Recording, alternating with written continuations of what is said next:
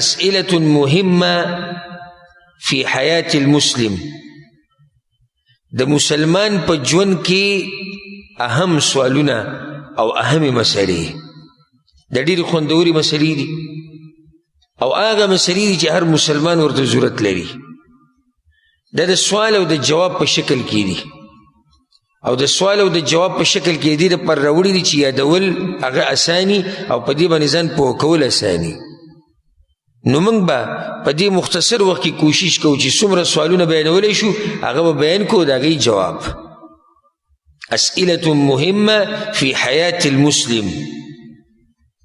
زه تاته په یقین سره دا خبره کوم که دا سوالات او جوابات تاسو یاد کړو او په دې باندې پوه شوئ نو ژوند به رڼا شي او ډېرې مسلې او خصوصا بنیادي مسلې به زده کوي، بنیادي چې هغې ته موږ ټول ضرورت لرو. اولنی سوال یې دا راوړی دی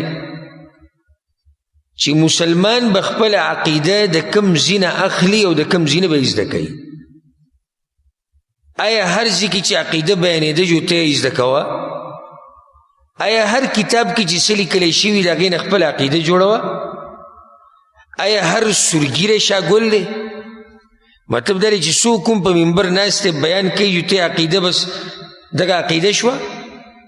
نه، مسلمان بخپل عقیده د کم ځای نه اخلي.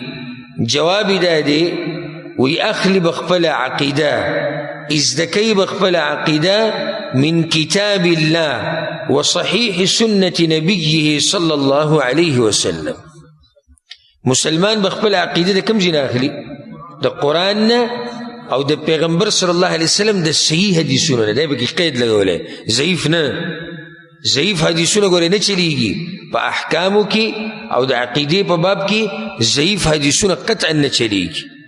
مسلمان به خپل عقیده یې زده کوي د قرآن نه او د صحیح حدیثونو نه، د هغه پیغمبر د حدیثونو نه. وی الذي لا ينطق عن الهوى، هغه پیغمبر چې د خپلو خواهشاتو نه خبرې نه کوي. سورة النجم کې هم دا دي ان هو الا وحی یوحى، دا دی چې سوی د پیغمبر د وحی د ته کیږي. نو دا ډېر اهم سوال دی چې کله تپوس وکړی شي چې مسلمان به خپل عقیده د کوم ځای نه زده کوي، نو د قرآن او د حدیث نه. قرآن او حدیث دا بنیاد دی، اصول، بنیادی اصول هغه هم دقه دي، قرآن او حدیث.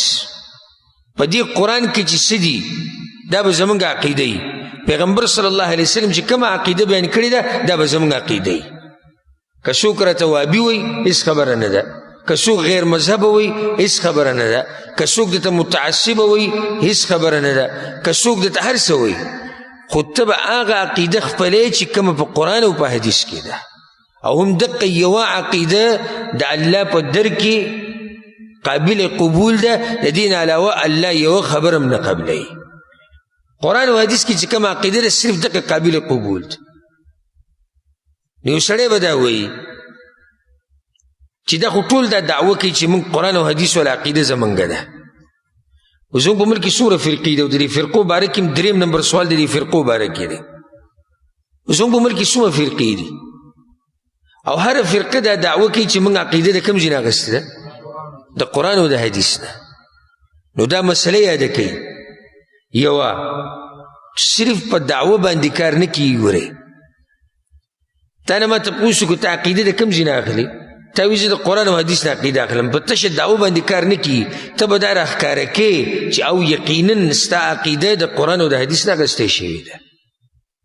یو سړی دی درګاهونو او دربارونو له ځي او دې قبرونو ته سجدې لګوي او د دې د خاورې سټي او یا رسول الله مدد او یا علی مدد او یا حسین مدد او پیر بابا را ورسی او لوی ځوان را ورسی او پلانی بابا را ورسی. دیم وی ما عقیده د قرآن نه زده کړې ده. قرآن کې خو د ده د عقیدې خلاف خبرې راغلي دي. وان المساجد لله فلا تدعوا مع الله احدا. الله خو وی د الله سره به بل څوک نه رابلئ، نو تا څنګه عقیده د قرآن نه اخیستې ده؟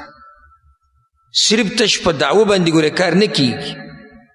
عقیده به د قرآن او حدیث نه راخلي، څنګه چې قرآن او حدیث کې ده په پوهه د سلف صالحینو.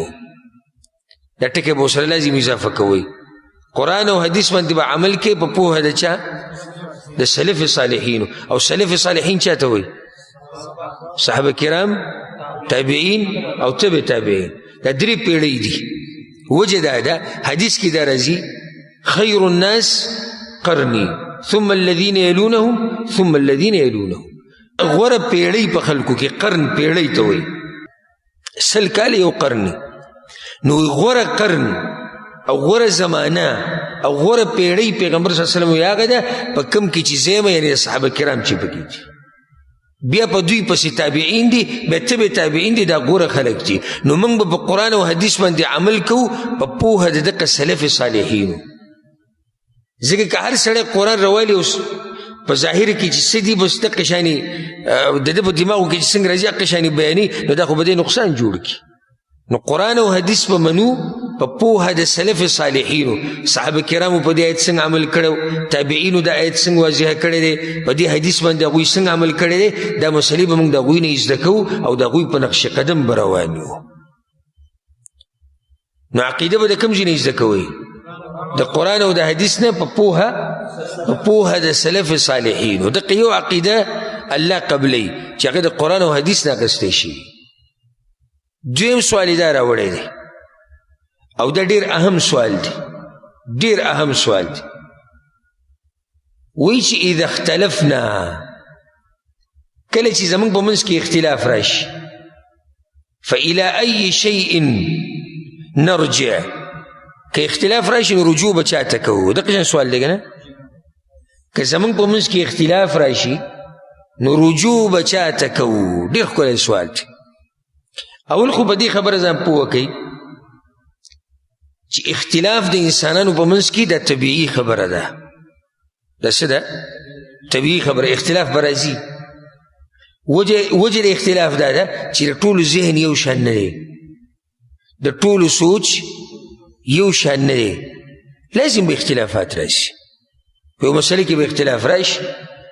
د اختلافاتو به ډېرې وجې دي چې موږ هغه وجې نه بیانو، خو حاصل صرف دا دی چې د انسانانو طبیعت دا دی چې دوی کې به اختلافات راځي.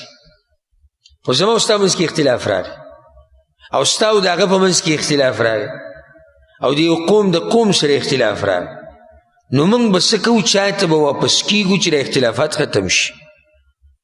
جواب یې نشي کړی. وایي موږ به شریعت ته واپس کیږو او فیصله به د الله په کتاب باندې کوو او د پیغمبر صلی الله علیه وسلم په حدیثونو باندې وکړو. زه دا ویم که صرف دا یو جواب دا کوم چې په دې کتاب کې دی که دا د امت اسلامي عملي کو نو ټول امت باندې به اتفاق راشي. صرف دا یو جواب که امت اسلامیه عملي کو او ټول امت په دې باندې اتفاق کو چې راځي چې قرآن او حدیث کې څه دي هغه منو، او چې قرآن او حدیث په ټکراو کې څه راځي او د هغې په خلاف څه راځي چې هغه قرآن او حدیث خلاف وي هغه به پرېږدو، د ټول امت به یو شي. وایي موږ به واپس کېږو شریعت ته او فیصله به وړو چاله؟ قرآن ته او د پیغمبر صلی الله علیه وسلم حدیثونو ته. په دې باندې دلیل دی په قرآن کې. الله په سورة النساء کې وایي فإن تنازعتم في شيء فردوه إلى الله والرسول. که ستاسو په منځ کې څه جګړه راغله، په یو خبره کې اختلاف راغی، نو واپس یې کوئ الله ته او د الله پیغمبر صلی الله علیه وسلم ته. الله ته به مسله څنګه واپس کړي؟ الله ته څوک مسله واپس کولی شي؟ نو څنګه؟ د الله کتاب ته. پیغمبر ته مسله واپس کړه، دا کیدی شو چې کله پیغمبر صلی الله علیه وسلم ژوندی و نو صحابه کرامو به خپل اختلاف د پیغمبر مخې ته کېښودو، وی یا رسول الله په دې مسله کې اختلاف راغلی ته څه وې؟ هغه به حل کړه. د پیغمبر صلی الله علیه وسلم د مرګ نه بعد او د هغه د وفات نه بعد اوس به موږ رجوع څه ته کوو؟ د پیغمبر صلی الله علیه وسلم حدیثونو ته. وی وقال النبي صلی الله علیه وسلم، پیغمبر صلی الله علیه وسلم دا خبره کړې ده ترکت فیکم امرین لن تضلوا ما تمسکتم بهما. په تاسو کې ما دوه خبرې پرېښودې دي، که دا خبرې تاسو مضبوطې راونیوي نو چېرته به هم ګمراه نه شئ. کتاب الله و سنت نبیه، د الله کتاب او د پیغمبر صلی الله علیه وسلم طریقه. زما او ستا اوس اختلاف راغی، اکثر زمونږ دا پښتانه دا خبرې کوي وایي دا جي پلاني ملک والا دا کار کوي او پلاني ملک والا دا کار کوي. زمونږ په ملک کې خو څوک دا طریقه نه کوي او په سعودي عرب کې خلک کوي، او زمونږ په ملک کې کوي او سعودي عرب کې نه کوي، او هلته کوي او دلته نه کوي، او دلته دیسي او هلته دیسي. دته به دا ووایي چې وروره راشه دا پرېږده، ملکونه پرېږده، په ملکونو باندې حق نه معلومیږي، په ملکونو باندې حق نه معلومیږي، او نه په دې چې څوک پې عمل کوي او څوک پې نه کوي، او لږ دي که ډېر دي په دې ګورې حق نه معلومیږي. بعض زمونږ د سادهګان دا وایي ډېر خلک یې نه کوي. څه وایي؟ ډېر خلک یې نه کوي، او دا ګورې ډېر غلطه تله ده چې ډېر خلک یې نه کوي. وجه دا ده چې قرآن کې الله ځای په ځای دا خبره کړې ده، وایي ډېر خلک ایمان نه راوړي، ډېر خلک نه پوهېږي، ډېر خلک شکر نه ادا کوي. وما اکثر الناس ولو حرصت بمؤمنین، ډېر خلک ایمان نه راوړي. نو الله خو ډېر خلک په غلطه دي، نو موږ به دې ته نه ګورو چې ډېر دي او که لږ دي. ځکه دا خبره یاد ساته چې ته یو سړی په حق یې که نه یو، او د ټوله دنیا ستا خلافي، نو ته به دې ته نه ګوري چې ډېر په خلاف کې دي، ته به دې ته ګوري چې دلیل د چا سره دی. دې خبرو کې اکثر زموږ د پښتانه واقع کېږي. نه نو زموږ پاکستان کې خو به څوک عمل نه کوي، بعض وایي نه نو انډیا کې او نه افغانستان کې او نه په سعودي عرب کې، دا پرېږده پاکستان، انډیا، افغانستان، سعودي عرب دا ټول لرې که د منځ نه. راشه دا وګوره چې دا مسله په قرآن او حدیث کې شته که نه؟ که په قرآن او حدیث کې دا مسله وه نو موږ به پې عمل کوو، که زموږ په ملک کې څوک مني او که نه مني موږ به پې عمل کوو، که زمونږ سره پې څوک راضي کېږي او که نه راضي کېږي موږ به پې عمل کوو، که د کلي مولای را سره مني او که نه مني. ځکه چې تپوس زمانه په قبر کې هم د دې په باره کې کېږي. په قبر کې ورې تا نه دا تپوس نه کېږي چې آیا پاکستان والا چې په کومه طریقه روانو ته مکمل د هغوی سره موافق وي که نه وي، یا افغانستان والا یا سعودي عرب والا یا بل ملک والا بل ملک، نه نه. او نه دا تپوس به تا نه کېږي چې ته د ډېرو په لار روان وي که د لږو په لار روان وي، نه دا تپوس تا نه کېږي چې ته د پلار نیکه په لار روان وي که نه، نه دا تپوس به تا نه کېږي چې ته د کلي د مولا په لار روان وي او که نه. تپوس تا نه دا کېږي د رب په باره کې، د پیغمبر صلی الله علیه وسلم په باره کې، او دریم د اسلام په باره کې. دغه درې سوالات دي. نو کله چې زموږ په څه مسله کې اختلاف راغی خبره به واپس کو څه ته؟ قرآن او حدیث ته. که دې قرآن او حدیث کې دا مسله څنګه وه بس حق شان به منو، او دې سره به اختلافات ختمیږي. ډېر خلک دا تپوس کوي دا مولیان یو کېږي ولې نه؟ دا ډېر ښکلی تپوس دی. اکثر عوام وایي موږ ځان له ګډوډ شوي یو، د ده ومنو او که د هغه ومنو.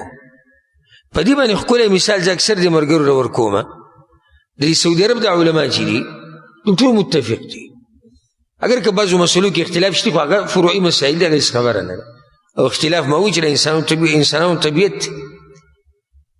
خو نور دوی کې نه تنظیمونه شته، نه دغه فرقې او ډلې شته کوم چې زموږ په ملکونو کې دي، نه په یو بل باندې ټاپې لګوي چې دا کافر دی، دا مرتد دی، دا مشرک دی، دا بدعتي دی، نه دا وایي چې د هغه خواله مزه او نه دا وایي چې د هغه خواله مزه. د دې وجه څه ده؟ وجه دا ده تا په مکه کې د یو عالم نه تپوس وکړو، ته به چې خواله ورغلې او هغه ته دې وایي چې شیخ صاحب ما په دې مسله باندې پوهه کا، زه نه یم پوهه په دې خبره باندې. هغه به تا په مسله باندې پوه کړي وایي قرآن کې داسې دي او حدیث کې داسې دي. بیا ته د مکې نه چې کله واپس رالې دلته ریاض کې د یو شیخ نه تپوس وکړو همدغه مسله چې دې مسله کې ما پوه کړه، به تعالی جواب درکړي. هغه قشان جواب، هغه قشان مسله وه.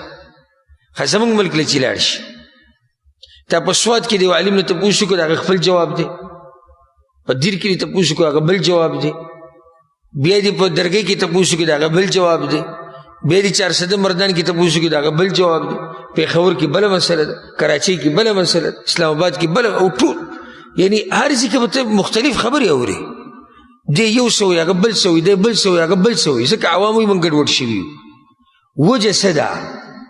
وجه دا ده کم کتاب ته چې دا مولیان واپس کیږي دا ټول د مسلو کتو دپاره هغه د دې ټولو یو کتاب نه دی د هر یو سره جدا جدا خبره پرته ده هغه یو وایي چې موږ صرف د خپل مذهب کتابونه ګورو نور د سره نه منو بل وایي موږ د خپل مذهبینو د خپل مذهب کتابونه ګورو د بل هغه نه منو بل وایي موږ خپل مذهب نو آیا د دوی په منځ کې اتفاق راشي نه راځي د دوی مسله به یو شان شي نه چې کله زمونږ د مولیانو مرجع او مصدر یو شو او هغه قرآن او حدیث چې موږ به هره مسله قرآن او حدیث کې تلو که برابر ومنو به که نه برابر پریدو به نو بیا به دې ټول اتفاق راشي که موږ یو ځای داسې کینو په یو ټیبل باندې دا ټول مولیان کینو دا ټولو فرقو والا کینو چې اتفاق راولئ دا یو وی زما خو پلانې امام دی زه خو صرف د هغه منم بل وایي زه صرف خپل منم هغه وایي زه خپل منم هغه وایي زه خپل منم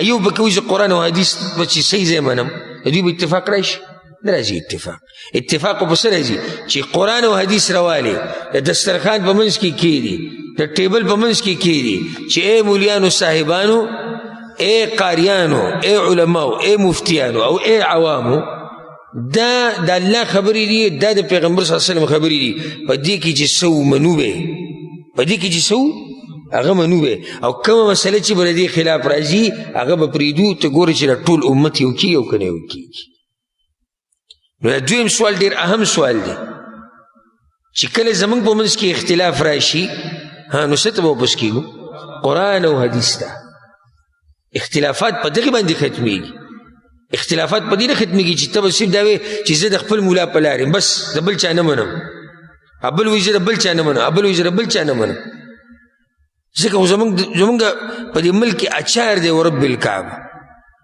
هر قسمه فرقه به تا دلته میلاو شي حدیث کې راځي که نه پیغمبر صلی الله علیه وسلم زما امت درې اویا فرقو کې به تقسیمي دا به تا دلته میلاویږي څه وجه ده ځکه چې ټول اتفاق په قرآن او حدیث باندې نه په خوله باندې ګوره هر یو وایي چې کلمه وایي او ځان ته مسلمان وایي دی به لازم وایي چې زه قرآن او حدیث منم خو عملی ژوند کې کوتاه دی صرف په خوله باندې وایي عملی ژوند کې نشته نو دا څومره فرقې دی انسان حیران شي دا جی دیوبندی دی او دا بریلی دی او دا حیاتی دی او دا مماتی دی دا نقشبندی دی او دا چشتی دی او دا قادری دی او دا جماعت المسلمین دی او دا عثمانیان دی او دا توحیدیان دی او دا سلفیان دی او بیا په سیزه دی سیزه سره حیران شي دا څه قیسه روانه دا فرقې چې دومره جوړې شوي دي اختلافات چې دومره ډېر شوي دي دغه یو وجه ده د بنیادي چې قرآن او حدیث شاته پاتې شوی دی که دا قرآن او حدیث موږ خپل ژوند ته رادن نه کړو نو زه درته یقیني یم چې دا ټول اختلافات به څه شي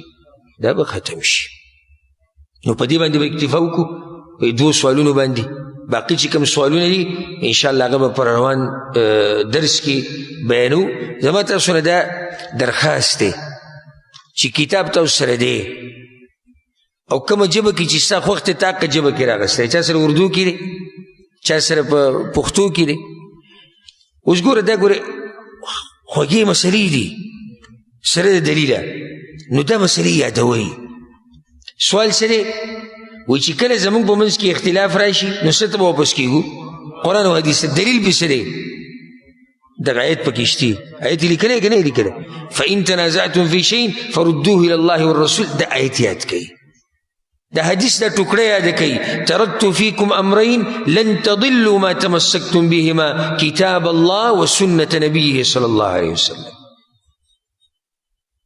دا د دې کومو خلکو نه چې علما جوړ شوي دي دوی د مور په خېټه کې سبق نه دی ویلی دننه دقې شان یاد کړی دی محنت یې کړی دی الله پوه کړي دي نو محنت کوئ کوشش کوئ دا کم سوالونه چې دي دا سوال هم یادوئ دا جواب هم یادوئ او دا دلیل ورسره هم یادوئ مختصر دلیل نو ډېرې مسلې به تا ته واضحه شي او ته به بیا نورو ته واضحه کړي انشاءالله الله سبحانه وتعالی دې موږ پوهه کړي په قرآن او په حدیث باندې او الله سبحانه وتعالی دې موږ په هغه لار روان کړي کومه لار چې جنت ته رسي او الله سبحانه وتعالی دې موږ د اختلافاتونه او د فرقونه او د ډلو او د تنظیمونو نه دې الله موږ لرې ساتي. الله سبحانه وتعالی دې څنګه چې په دې مبارک جومات کې موږ یو ځای کړي وو دغه شان دې الله موږ په جنت الفردوس کې د خپل خوږ پیغمبر صلی الله علیه وسلم سره یو ځای کړي. الله دې زموږ مشران کشران وبخي، څومره چې مړه دي الله دې په ټولو رحم وکړي، کم چې ژوندي دي الله دې هغه ټولو ته د برکتي ژوند ورکړي. هذا والله اعلم وصلى الله وسلم على نبينا محمد وعلى آله وصحبه أجمعين.